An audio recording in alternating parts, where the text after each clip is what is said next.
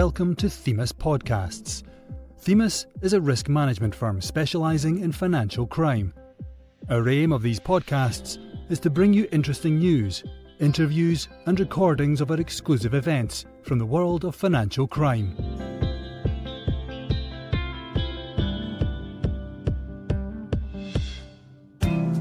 Modern slavery and human trafficking. Understanding the regulatory landscape. This podcast is brought to you as part of a key industry-wide research project, commissioned by the UK Independent Anti-Slavery Commissioner and in partnership with Tribe Freedom Foundation. It is one of a series that we will be releasing that addresses modern slavery and human trafficking in the financial sector. In this podcast, MD of Themis Community, Viri Chauhan, speaks with representatives from Barclays, Bates Group and RedCompass about the current regulatory provision working to tackle modern slavery and human trafficking risk in financial institutions, and discuss whether more should be done by regulators. Welcome to this podcast. My name is Viri Chauhan and I'm the MD for Themis Community. I'm responsible for developing Themis services and for corporates and individuals and specific financial crime projects. One of the projects I'm involved in is the Modern Slavery Human Trafficking Outreach Programme and Research, which has been commissioned by the UK's Independent Anti-Slavery Commissioner. It's part of many podcasts, and this one focuses on, is there a regulatory gap in the current modern slavery human trafficking framework? With me today, I have guests from the industry in financial services. First of all, I have Sylvia Krupena, who's a senior consultant at RedCompass. RedCompass are a technology and consulting firm that specialise in payments and financial crime and banking. They're based in London. I also have a team from Barclays. Firstly, I have Graham Hansford, who's a Vice President for Financial Crime, Barclays UK. I also have Kelly Williams, Vice President, Intelligence Development and Investigations. And I have Mita Rugani, who's the Legal Counsel for Group Financial Crime. Finally joining us, we have Ed Longridge from New York, and he's a Managing Director and Practice Leader for Bates, AML and Financial Crime, the US consulting firm that specializes in regulatory interventions, litigation and support, compliance, AML and financial crime. Welcome to this podcast. It's a pleasure to have you all on. And from talking to you previously, I know that there's so much experience that I'd like to bring out in this podcast. So I'm going to start with Sylvia. First of all, could we get down to basics, Sylvia? What is the main regulation that applies to modern slavery, human trafficking in the UK? Thank you, Viri. Yes, gladly. Regulatory environment for modern slavery and human trafficking is changing rapidly around the globe in recent years, as we know. And in the UK, the cornerstone of the modern slavery and human trafficking regulatory framework is the Modern Slavery Act. And this piece of legislation has been around for about 5 years. And this regulation, which is addressing both definition and enforcement of modern slavery crimes, was the first of its kind actually globally at the time. And with many countries now following the lead and introducing similar legislation. UK's Modern Slavery Act introduced a number of new measures. I'll mention just a couple. The first one was formation of Independent Anti-Slavery Commissioner's Office, and it's currently led by Dame Sarah Thornton. And this office has been quite a phenomenal force in the UK, mobilising the work, highlighting areas of improvement, calling out shortcomings, and it's all laid out in the strategic plan. And the second thing I'd like to mention is Section 54, that's on transparency of supply chains, and that requires businesses to produce annual statements demonstrating these steps, what they have been taking, that there is no slavery involved in their supply chains. Yeah, so you mentioned two things. The first one is the sort of the awareness drive by the anti-slavery commissioner, and obviously this program is one of those drives. And the second thing you mentioned was Section 54 of the Modern Slavery Act, which compels companies of a certain size to do something. What is it they actually have to do? This is a focus on all businesses that operate in the UK, not specifically banks, like if we speak in context of this podcast. So all businesses who are operating and having turnover for 36 million and more in a year, they have to produce statements and publish that on their website, and they have to demonstrate how they assist with the businesses they work, in their supply chains, their own operations, all the steps what are involved, that there's no slavery involved in the goods and services they procure and use.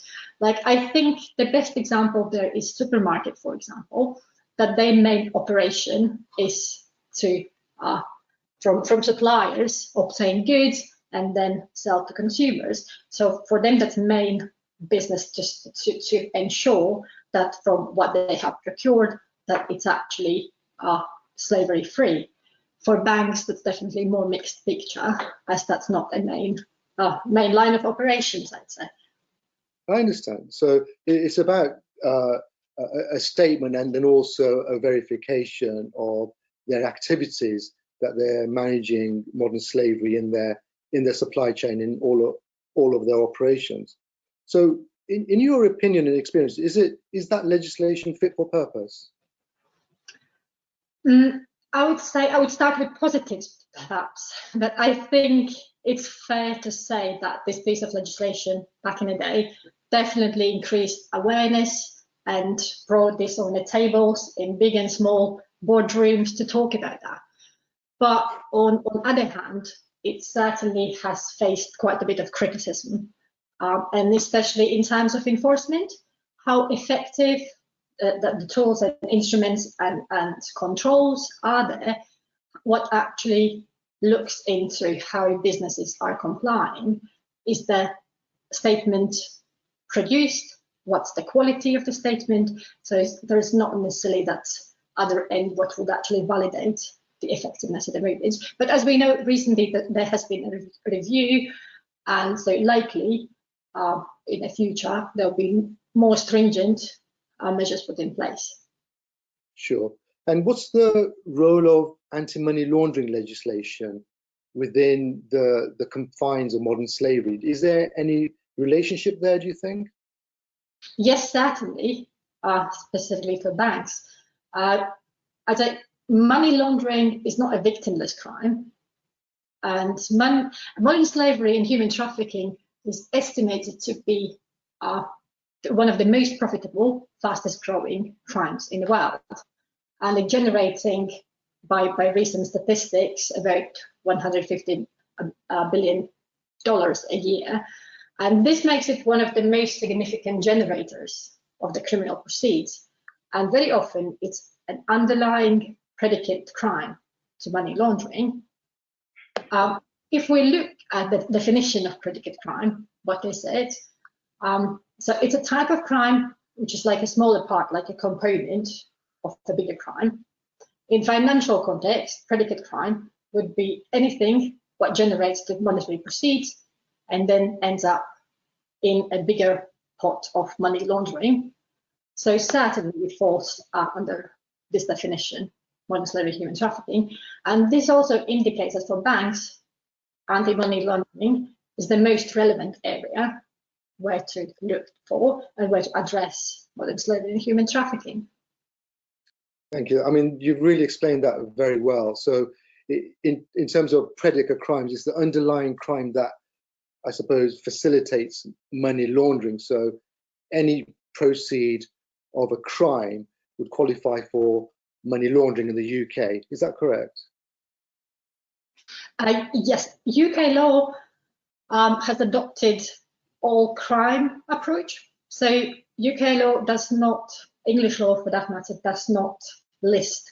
So there's 10 or 20 or 50 types of crimes which are accounted for as predicate crimes. So it on one hand, that enables it's like all inclusive, it's not limited, so you don't have to change or amend it every time where there's the new crime on the horizon.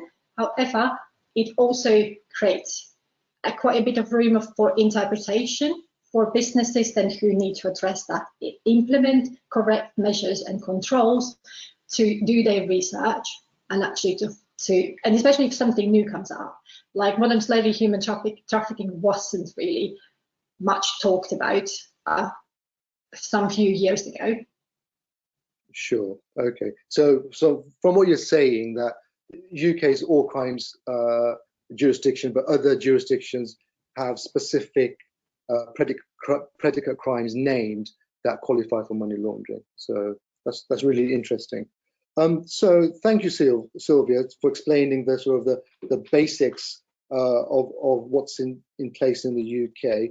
If I can turn to Barclays now, and firstly, Graham, in your experience, Graham, do you think that the UK modern slavery has had any impact?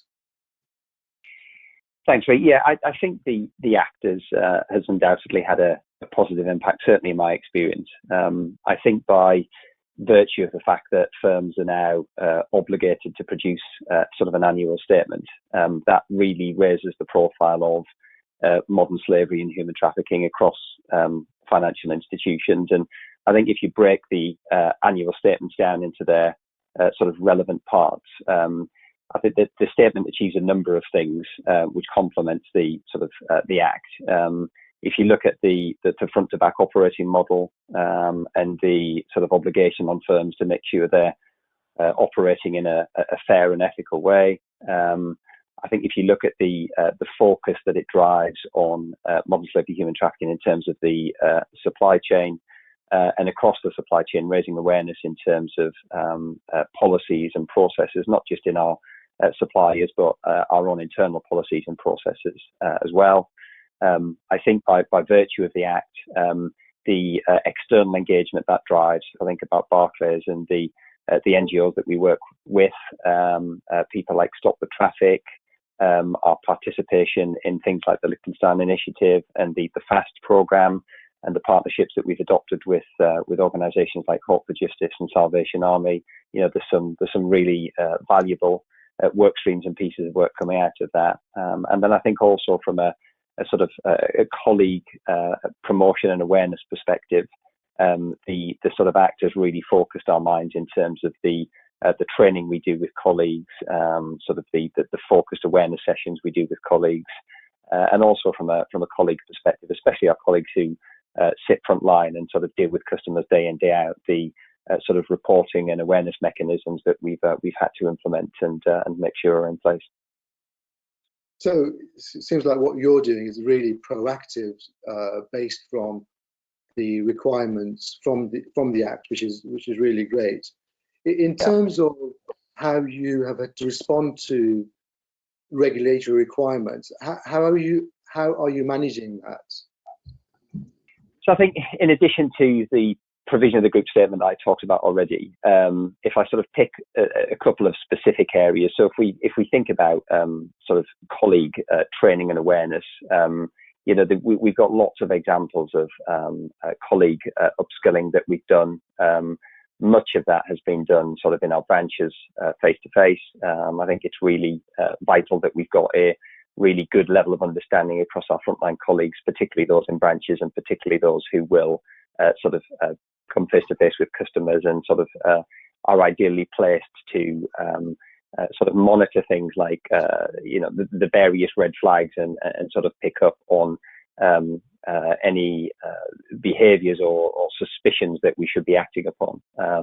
We've got a whole programme of e-learning that sort of really brings to life modern slavery and human trafficking.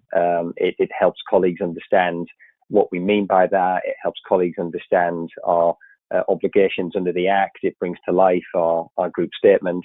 It helps colleagues understand red flags and sort of warning signs and things we want them to look for. And it helps colleagues understand the reporting processes and mechanisms we've put in place as well. And I think the other thing I wanted to touch on was the one of the initiatives that I mentioned earlier, the Liechtenstein initiative and the FAST program. So FAST is Finance Against Slavery and Trafficking, and it's an initiative, I guess, coordinated by the UN University, and it looks, I guess, at the general support to survivors of slavery and trafficking, and the access to banking and the access for those individuals to financial institutions.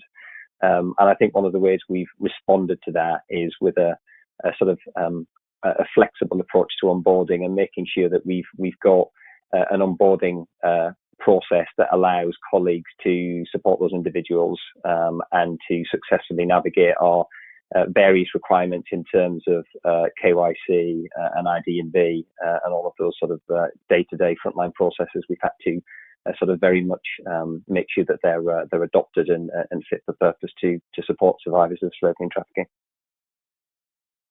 Well, sounds very comprehensive from what you're saying, and that's good to hear. If I can just pick up on one of your points that you mentioned sort of training your frontline staff and looking at behaviours. I suppose for modern slavery red flags, would you say they're slightly different than money laundering red flags, or are they similar? Because I imagine it's not straightforward.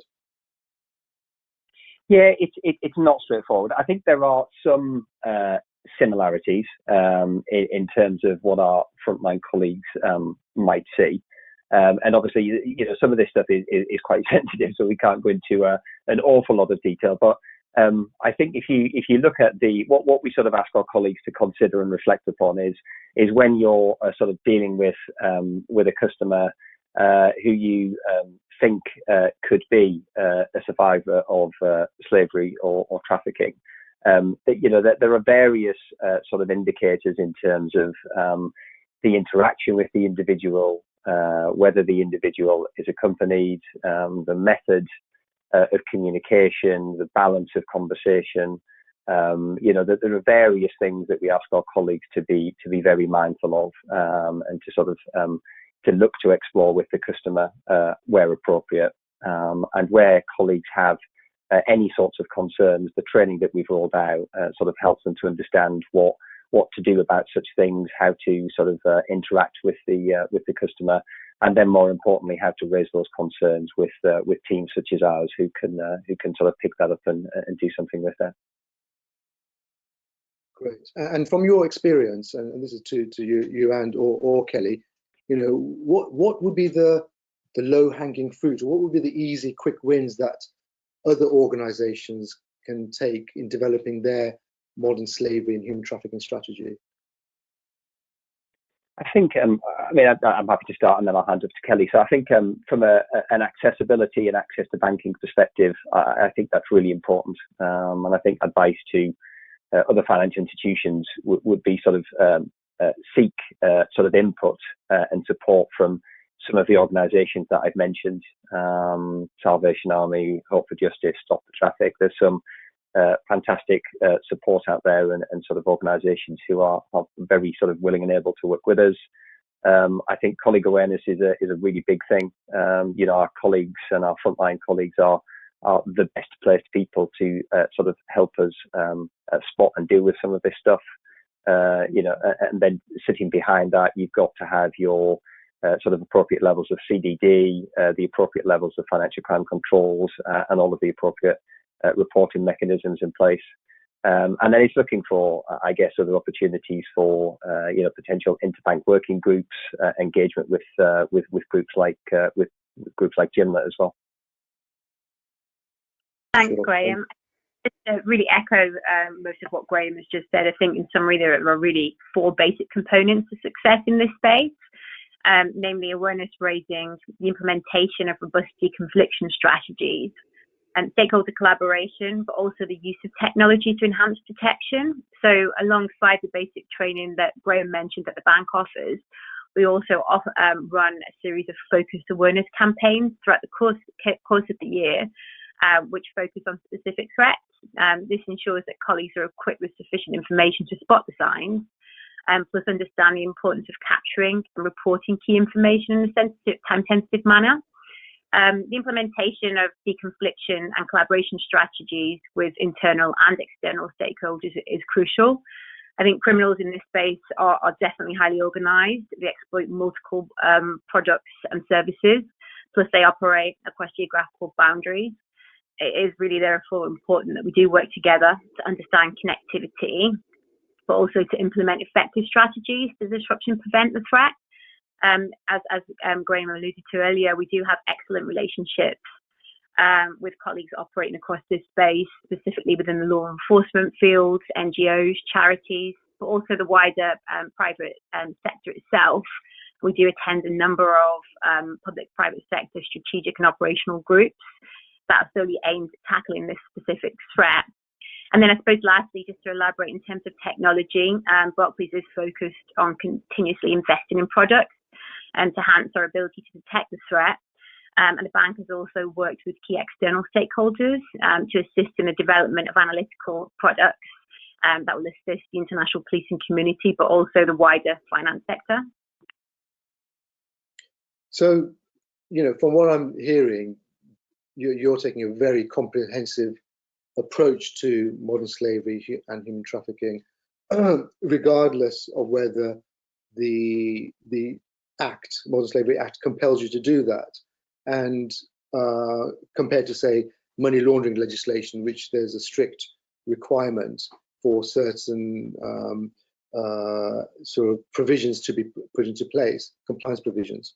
So suppose if I could move on and bring it back to sort of the regulatory focus, whether we do need a regulatory change. From what you're saying, I see that nothing needs to change, but I imagine where Barclays are a lot more maturer in the journey in implementing modern slavery, human trafficking controls than many other financial organizations. But could I just ask to the Barclays team, what's your view about bringing modern slavery, human trafficking into the financial crime framework? Or maybe you already do that by the sounds of things. Yeah, I think it's Graham again. I think we do that, and I think it's a must for regulated firms. I think just echoing your point, Viri, whilst we don't have specific regulatory requirements from the FCA to do this, it's something that we in Barclays take very seriously and have realised that it's something we must sort of act upon. I think a lot of the things that we've discussed already in terms of, Kelly just mentioned disruption and prevention. We talked earlier about CDD and sort of onboarding processes and mechanisms, our approach to sort of detection and transaction monitoring. I think all of that sort of points to our sort of alignment of our front to back processes in making sure that modern slavery human trafficking is absolutely built into our financial crime framework. I think just to kind of echo there that Barclays does understand the importance of building modern slavery and human trafficking into our own financial crime framework, and actually is a key priority for Barclays. And we do have an annual strategy which is focused around awareness raising and also proactive identification of the threat. So you're obviously doing it, which is fantastic. Would it be fair to say other firms are doing it, or are they not doing it? What's your position, especially firms with, say, limited resources compared to yourselves? I'll step in here. So, look, we can't comment on what other firms may or may not be doing, but I think it's really important to emphasise the point that Silva made at the outset, which is that modern slavery and human trafficking is a significant money laundering risk for banks. As you've highlighted, it's a very serious predicate offence that generates significant amounts of proceeds of crime. So I think there is an expectation that banks should introduce measures in their wider AML programme to tackle this threat, because it's a predicate offence. And we've talked about, the lack of a specific regulatory requirement, but I would suggest that's not particularly necessary because it is a predicate offence, and such a thing doesn't exist for every predicate offence that we have. And if you look at some of the work that's going on in the UK, that suggests that banks are taking this threat very seriously. For example, my colleagues have mentioned the Joint Money Laundering Intelligence Task Force, which is housed within the National Crime Agency. As all of you will know, this doesn't, membership is not compulsory, it's voluntary, but it has, significant membership of all the mainstream banks and beyond. The seriousness of this threat is demonstrated by the fact that there's a specific working group that focuses on modern slavery and human trafficking, operational and strategic. As part of that, banks are given access to live cases. Intelligence is shared both ways, which is a very rich source of intelligence for banks to take back to inform and enhance their own control environment. I think that very proactive piece of work that goes on within that public-private partnership is really vital and illustrative of the fact that despite the fact there isn't a specific regulatory requirement, a lot of work is going on to both understand and jointly tackle this very, very serious threat. So I think I don't think it's right to say that banks aren't putting measures in place. I think that the fact that there is this large membership of the GIMLET and this proactive work shows that banks do take it seriously and are wanting to put measures in place to tackle it. I mean, just taking a step back, I wouldn't think for a second that if the regulator discovered that there were any sort of serious breaches or failures in this area, and I'm sure they would take it extremely seriously. Thank you, Mita. I think the GIMLET is a really good example of where there's been a successful collaboration between banks and enforcement agencies of sharing information, and that has yielded results. And obviously, we're all familiar with Operation Fort, which was one of the biggest gangs busted in the UK for modern slavery. If I can move to Ed in New York, your firm has worked with many clients in the AML and financial crime space. Where is modern slavery and human trafficking on their agenda and priorities? So I think definitely in the United States, it has been for a while, right, that within financial institutions, and that's the whole range of financial institutions here, modern slavery and human trafficking has been at the, very much, held within and at the forefront of control measures within AML and financial crimes programs here. And largely that's been driven not just from the importance of doing the right thing within a financial institution, which of course, as AML officers, we absolutely have this on our minds and want to prevent it from happening, but also from a regulatory perspective, right? US regulators for a number of years have really required financial institutions, be it banks, broker-dealers, money service businesses, MSBs, right, to enforce human trafficking requirements within their programs, right? And and I think it's widespread. I think you talk to any senior AML officer, mid-level AML officer within a US bank or broker dealer or an MSB, for example, it's very much on their minds. So one of the most notable cases in recent years related to human trafficking, of course, is Western Union. The NYDFS, which is the New York Department of Financial Services, which is our state regulator here in New York, brought a case against Western Union in 2018, which resulted in a fine of $60 million. And it was directly linked to their AML program and the failure to identify transactions that were going through Western Union through the transaction monitoring program in AML that were related to human trafficking. Some of those transactions were related to human trafficking cases, right? So, and what they were doing is that there was this failure to identify structuring patterns through transaction monitoring, and then on the back of that, again, a failure to file SARs on that activity, of course, right? So, and some of that activity had been related to human trafficking, vis-a-vis wire funds being sent to China. Now, I think that's a particularly good case. Now, the NYDFS fine was $60 million, but you got to remember that a couple of years earlier, Western Union was fined $586 million with issues related to their AML program. So, there's a combined overall that, that's a significant case, one of the very large ones in the United States that's related to human trafficking. And I think that,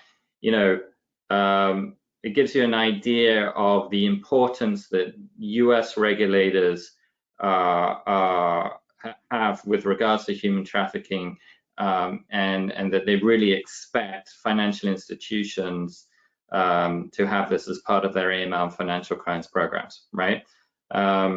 So again, to give you an idea of how long it's been going on in the US in terms of how the regulators are being involved, FinCEN came out in 2014, so 6 years ago now, with guidance for human smuggling and human trafficking.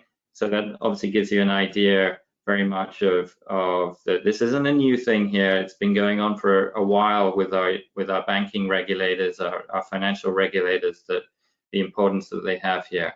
Well, thank you, Ed, on that Western Union example. Obviously, there's the Westpac case in Australia going on at the moment, which is another significant potential fine of 1.5 billion Australian dollars, which is going through the courts at the moment. Mm-hmm. I suppose what's significant about this is that in different countries, that regulatory intervention does sort of sharpen the minds and ears of boards and companies. But from your personal experience, do you have any poignant examples or moments that you've encountered that have sort of changed the landscape for you? Yeah, so yes is the answer. I do actually. When I was in a former role, I was the head of an AML program of a broker dealer here in the States. I went to a conference, I think in spring 2015, so a few years ago now already. And the lead speaker, the guest note speaker, so to speak, of that conference was a lady who had been personally trafficked from Eastern Europe to Canada. And usually when you're arriving at a conference and it's your first coffee of the morning, and I know we've all sort of attended those conferences, and you're wondering what lies ahead of the day. This lady stood up at 9 o'clock in the morning, and the first words was, "My name is X, and I'm a victim of human trafficking, and I'm going to tell you what happened, and this is how you can help." And I think that was, I think every single person, when we're talking 400 or 500 people in the hall at that time, just sort of put down their coffees and just sat there agog for the next hour and a half as she spoke. And it really drove it home. But one of the key messages that she mentioned was AML officers, because we are able to see the activity that human traffickers carry out through their banking transactions, for example, that we can see that activity go through our firms through transaction monitoring. That in her mind, the AML officers, for example, were very much the police force. We're the ones that were out there really at the front lines trying to detect this activity and report it. Now, obviously, sadly, we only, particularly in the United States, and I imagine in the UK and Europe too, we probably only see a very small piece, and ultimately are successful in a small piece of bringing down these rings. But hopefully over time that will improve. But that was a very poignant moment that I personally experienced and in this field. So, thank you. I think it's very powerful, impactful on two levels. One is the victim level, but the other level is that banks or AML officers are having to become the policeman for a range of crimes that lead to money laundering. I think it brings us to a nice close to this podcast. And before we finish, a final word from the rest of the panel will be really useful. So if I can turn to Sylvia first, any thoughts to leave us with? Yes, probably I would add from practical experience, day-to-day work, not inside from bank, perhaps from outside a bank, while developing our Red Flag Accelerator and also while discussing this issue with our banking clients. Our research shows that many banks are actively exploring and adapting modern slavery and human trafficking capability, given that they have a really good starting point, policies and platforms and engines, what we had earlier today. What I see probably is missing from legal frameworks in place is not necessarily a new regulation, because as we know, UK banks are already overly regulated with more than 10 regulatory pieces just for financial crime. So very helpful, I think, would be more clarity, clear instructions from regulator, what exactly needs to be addressed. So for those who probably are not as advanced in their journey, could really help to navigate, as also giving all the credit for all amazing work that has been happening and many initiatives that have been taking place outside the regulatory perspective. Thank you very much. And from Barclays, could I have final words from you, please? Just a huge thanks for the invite. I think it's been great to hear about all of the good work that's going on. It's evident that there's still an awful lot to do. I've just really enjoyed the discussion and hearing from colleagues and partners who are sort of working to address slavery and trafficking. And from you, Kelly? Yeah, I think from my point of view, having experience on both the law enforcement and the private sector side of things, I would really stress that the only way to really effectively tackle the threat is to do so using the public-private sector partnership, seek an opportunity to collaborate and to implement effective disruption and prevention strategies. That's really useful, thank you. And finally, from you, Mita? Well, thanks so much for inviting us to this. Just echoing the comments made by Graham and Kelly, really. Also putting on, my former hat and my current hat. There's a lot to learn in this space. It's a very fast-moving threat, and there's a lot to learn for both law enforcement and financial institutions. But I think there is a lot of good progress being made in the UK. And actually, just taking a step back from law and regulation, just for a second, if I may. I think from a bank's perspective, tackling this threat is not just about complying with law and regulation. It's also the right thing to do. And look forward to seeing, further developments in this area. Thank you. Thank you very much. And I think we'll bring it to a close there. I'd like to thank our guests, Ed Longridge, Sylvia Kripana, Mita Rugani, Kelly Williams, and Graham Hansford. You can all find out more on our website for the Modern Slavery and Human Trafficking Research and Outreach Programme. Thank you for listening and look forward to the next one. Bye-bye. Thank you for listening, and I hope this has been a useful podcast for you. As a public-private research project, we are developing an industry-wide response to modern slavery and human trafficking and are keen to speak to as many financial institutions as possible so we can understand current and best practices. Whether you work for a bank or building society, an investment manager, an insurance house, an accountancy firm, a money service or payments business, a crypto exchange, or any financial institution, we want to hear from you. If you would like to participate or sponsor this research, please get in touch. We would love to talk to you and your team about what you are currently doing to either detect or prevent any links to modern slavery and human trafficking.